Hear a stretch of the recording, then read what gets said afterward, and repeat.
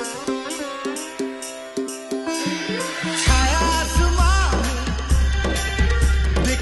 বন্ধুরা, সুতোবাজ কিচেনের ব্লগে সবাইকে স্বাগত। আজ এসেছি আমি বানাবো খুব কমন রেসিপি, সেটা হচ্ছে ছানার কোপ্তা কারি।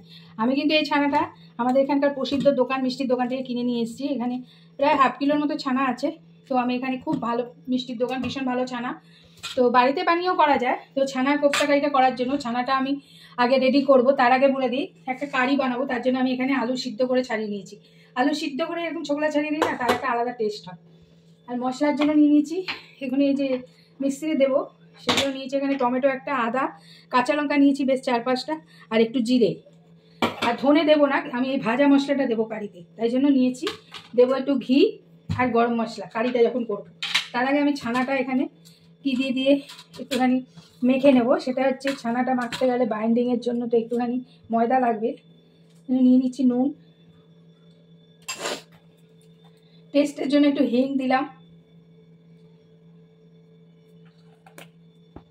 আর কোপ্তাটা যাতে একটু ঝাল ঝাল হয় তাই জন্য আমি একটু গোলমরিচের গুঁড়ো দিয়ে দিলাম। ছানাটাকে একটু ভালো করে না মাখলে টেস্ট লাগবে না তো কামড়ালে। তো একটুখানি গোলমরিচের গুঁড়ো দেবো, সামান্য একটু মিষ্টি দেবো। আর মিষ্টিতে চিনি না, আখে গুড়ের গুঁড়ো দিচ্ছি। আর দেবো একটুখানি আদা গ্রেট করে দেবো।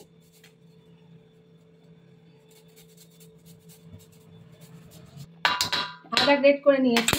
এবার একটু ময়দা দেবো বাইন্ডিংয়ের জন্য, তো একটু কিছু লাগবে। বেসন দেয় কিনা জানি না, আমি ময়দাই দিই। এবার এটাকে ভালো করে মেখে নেব।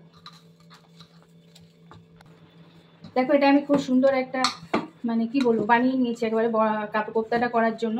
আর এখন আমি মশলাটা করে নিয়ে ফেরত আসবো। আর কোপ্তা কারিতে কিন্তু ঘি আর গরম মশলা দেবো, সেটা নামানোর আগে দেখিয়ে দেবো।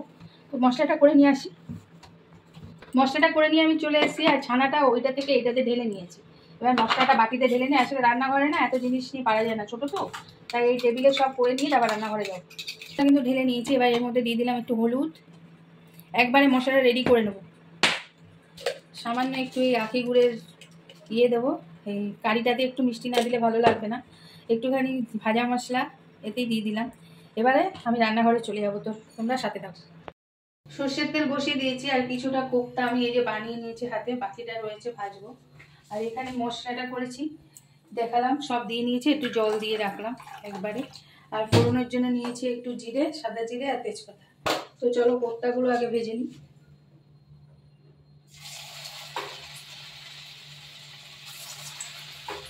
কোপ্তাগুলো ভেজে ফিরে আসছি। কোপ্তাগুলো সব ভেজে তুলে নিয়েছি। দেখো, ঠিক মতো কোপ্তা মাখলে পরে কিন্তু একটাও ভাঙবে না। আর ঝোলটা হয়ে গেলে তারপরে কোপ্তাগুলো দিয়ে রাখবেন, তা না হলে ঝোলে দিয়ে ফোটানো তো যাবে না।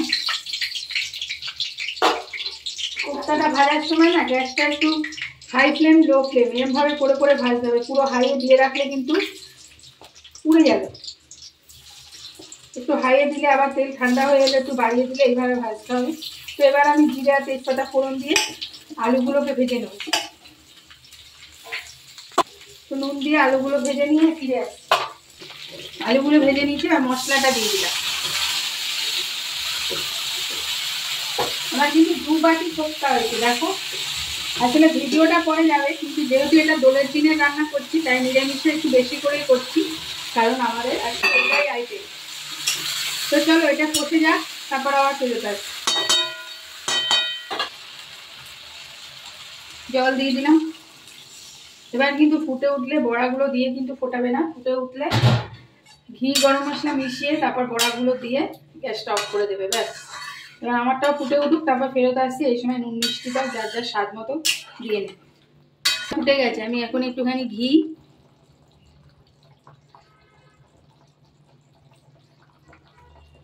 আর একটু গরম মশলা দিয়ে গ্যাসটা অফ করে বড়াগুলো দিয়ে দেবো, তারপর সার্ভ করে দেবো।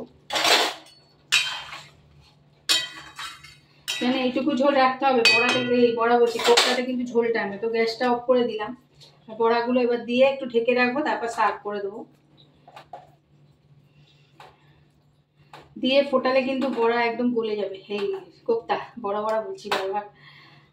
তো এগুলো দিয়ে নিয়ে আমি সার্ভ করার সময় ফিরে আসছি। সার্ভ করে দিচ্ছি।